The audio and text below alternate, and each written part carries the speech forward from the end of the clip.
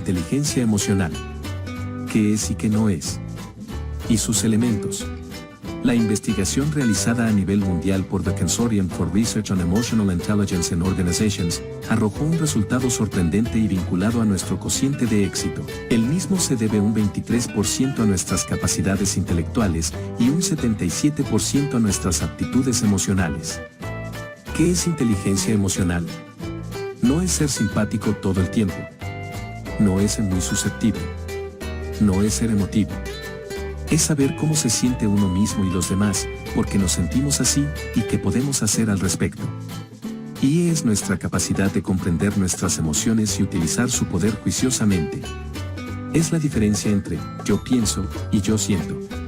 ¿Qué es la inteligencia emocional?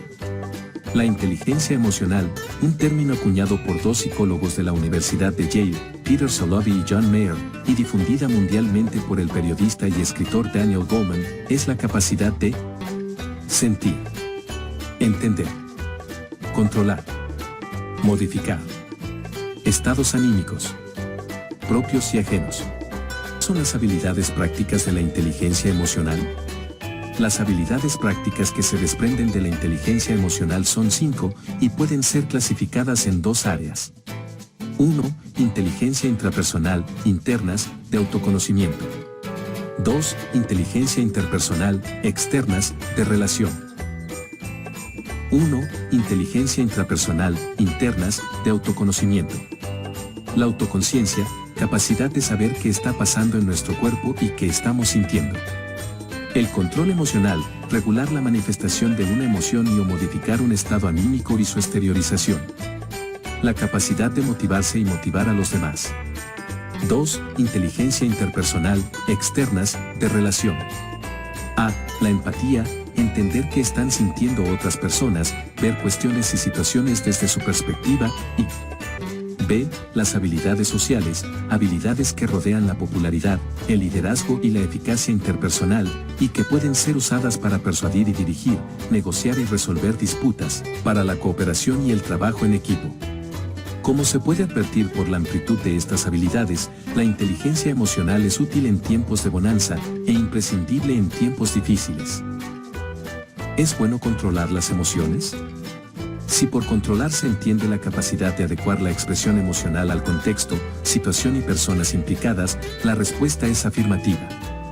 Si por controlar se entiende reprimir continuamente el sentimiento y o manifestación de una o varias emociones que no nos gustan, esto puede conducir a desarreglos de la personalidad que no pueden ser considerados positivos. ¿Puede la inteligencia emocional modificar nuestro temperamento? No, nuestro temperamento no puede ser modificado, pero muchas de nuestras expresiones temperamentales podemos aprender a controlarlas, bien reduciendo su intensidad o su duración, o ambos aspectos simultáneamente. ¿Es bueno, en alguna circunstancia, reprimir las emociones? Si por reprimir se entiende ahogar toda manifestación de un sentimiento o emoción, la respuesta es que, a juzgar por las evidencias somáticas y psicológicas, no es bueno reprimir las emociones, salvo en casos extremos en donde sea imperioso hacerlo, pero en estos casos se trataría de reprimir la manifestación exterior de la emoción y no su llegada a la conciencia. ¿Existen emociones negativas y positivas? No podemos calificar a las emociones como negativas o positivas, prescindiendo de todo contexto en el que ellas se producen. En principio, podríamos pensar que la ira, por ejemplo, es una emoción negativa que, idealmente, sería bueno no experimentar jamás. Sin embargo, las emociones son un mecanismo de supervivencia implantado por la inteligencia y manifestado en la evolución de las especies, la cual ha permitido a nuestros antepasados mamíferos sobrevivir hasta hoy, y que también a nosotros nos permite seguir sobreviviendo. ¿Las emociones pueden modificarse a voluntad? No siempre. Existen emociones tan fuertes y repentinas que no pueden disociarse de su manifestación física, y esto es un mecanismo que la evolución ha impuesto a nuestro organismo, por razones de supervivencia, y obviamente no podemos modificar a voluntad. En cambio, las emociones que se basan en sentimientos y o procesos de pensamiento y razonamiento, rencor, ansiedad, tristeza, etc., sí pueden ser controlados y cambiados, pero también dentro de los límites impuestos a cada temperamento. ¿De qué manera las emociones pueden afectar la salud? La mayoría de las emociones implican cambios fisiológicos notables, cuya frecuente repetición lleva comúnmente a trastornos somáticos o físicos, y de hecho buena parte del estrés, si no la mayoría, no es otra cosa que estrés emocional. ¿Influyen las emociones en mi rendimiento? Sí, no hay prácticamente esfera alguna de la actividad humana que no se vea influida, para bien o para mal, por las emociones, ni el aprendizaje, ni el rendimiento laboral, ni el rendimiento deportivo, ni la creación artística. ¿De qué manera influyen mis emociones en mi trabajo o profesión? Las emociones determinan el nivel de rendimiento de que somos capaces, en estado de equilibrio o desequilibrio emocional, así como determinan qué tipo de relación mantendremos con nuestros subordinados, liderazgo, con nuestros superiores, adaptabilidad, o con nuestros pares, trabajo en equipo. Las emociones determinan cómo respondemos, nos comunicamos, nos comportamos y funcionamos en el trabajo y una empresa. ¿Cómo la inteligencia emocional puede ayudar a enfrentar nuestras responsabilidades? 1. ¿Es posible la responsabilidad careciendo de control emocional? En el trabajo, la demostración máxima de responsabilidad personal puede ser tomar el mando de nuestro propio estado de ánimo. Enojados recordamos con más facilidad los incidentes que solo apoyan nuestra ira. 2. ¿Se nutre la responsabilidad de nuestra energía emocional? En el mundo de trabajo, de manera creciente, vemos señales de decaimiento emocional. Las emociones ejercen una poderosa influencia sobre el pensamiento, la memoria y la percepción. Un líder debe poder manejar sus estados de ánimo. 3. ¿Qué relación hay entre la responsabilidad y el fracaso? La responsabilidad se prueba en los fracasos. Cuanto más caídas se sufren, más rápido se avanza. Desde el punto de vista de la inteligencia emocional, la responsabilidad se prueba en los fracasos, abarcando sus distintos aspectos. A. Autoconciencia, superando el miedo o la culpa, para seguir adelante. B. Control emocional, evitando reacciones o desbordes que perjudican la moral de grupo.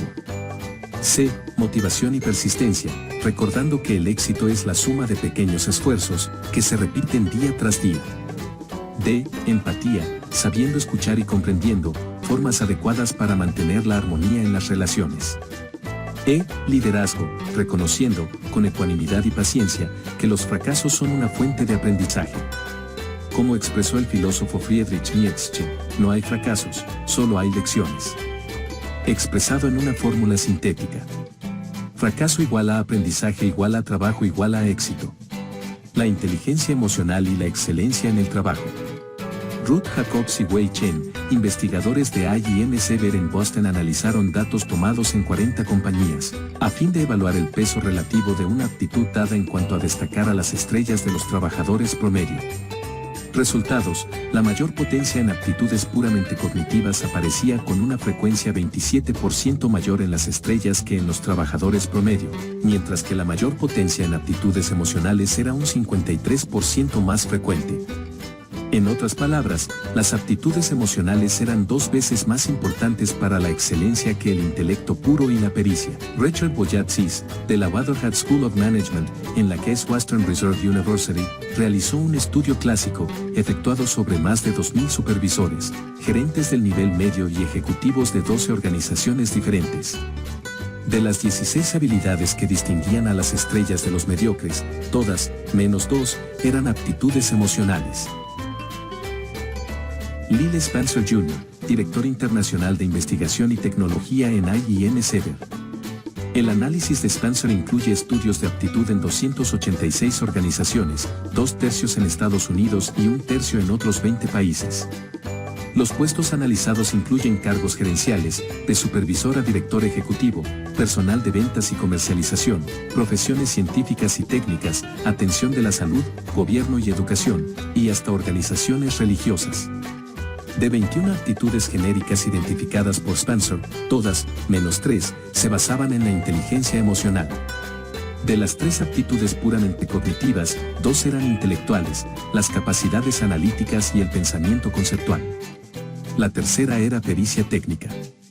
En otras palabras, la gran mayoría, más del 80%, de las aptitudes generales que diferencian a los trabajadores superiores de los mediocres dependen de la inteligencia emocional, no de la capacidad puramente cognitiva. Marilyn Gowing, directora del Centro de Recursos Personales y Desarrollo, dependiente de la Oficina de Manejo de Personal de Estados Unidos, supervisó un exhaustivo análisis de las aptitudes que parecían diferenciar a los trabajadores superiores de los apenas aptos en casi todos los empleos federales. Robert Buckley, por otra parte, economista especializado en trabajo del Smith College, calculó la proporción entre la aptitud técnica y las habilidades interpersonales que distinguían a los trabajadores sobresalientes, desde los puestos más altos hasta los más bajos. En los empleos de nivel inferior, empleados de compras y auxiliares de oficina, se requerían principalmente capacidades técnicas. Pero en los cargos más elevados, puestos profesionales o gerenciales, las capacidades interpersonales tenían más importancia que las técnicas en cuanto a caracterizar los desempeños estelares. Y para estas ocupaciones de alto nivel, cuanto más avanzara la gente en su cargo, más importantes se tornaban las capacidades interpersonales, pero las técnicas no, en cuanto a distinguir el desempeño superior del ordinario. La inteligencia emocional en la organización. ¿Por qué a algunas personas les va mejor en la vida que a otras? ¿Por qué algunas, con alto coeficiente intelectual y que se destacan en su profesión, no pueden aplicar esta inteligencia en su vida privada, que va a la deriva, del sufrimiento al fracaso? ¿Por qué algunas personas tienen más desarrollada que otras, una habilidad especial que les permite relacionarse bien con otros, aunque no sean las que más se destacan por su inteligencia? ¿Por qué unos son más capaces que otros de enfrentar contratiempos o superar obstáculos y ver las dificultades de la vida de manera diferente? Aprovechar la inteligencia emocional no implica estar siempre contento o evitar las perturbaciones, sino mantener el equilibrio, saber atravesar los malos momentos que nos depara la vida, reconocer y aceptar los propios sentimientos y salir airoso de esas situaciones sin dañarse ni dañar a los demás. El mapa cerebral de la emoción. Guardado en las capas más profundas del cerebro, su base de operaciones se encuentra en el sistema límbico. Compuesto a su vez por la amígdala, que se podría definir como el asiento de toda pasión. Está rodeado por el neocórtex, el asiento del pensamiento, responsable del razonamiento, la reflexión, la capacidad de prever y de imaginar. Simplificando un poco las cosas, se podría decir, por ejemplo, que el impulso sexual corresponde al sistema límbico y el amor al neocórtex. Si cuando entras en una sala donde hay un grupo y todos se ríen, tienes una respuesta física emocional, activación, y puedes pensar muchas cosas. Una posible, he hecho el ridículo, entonces, sentirás miedo. Otra. Se están divirtiendo, vamos a pasarla bien, entonces, sentirás alegría. Una tercera. Son maleducados, entonces, sentirás enojo. Y otra opción podría ser: creo que les gusto, porque al entrar yo se han alegrado, entonces, sentirás aprecio.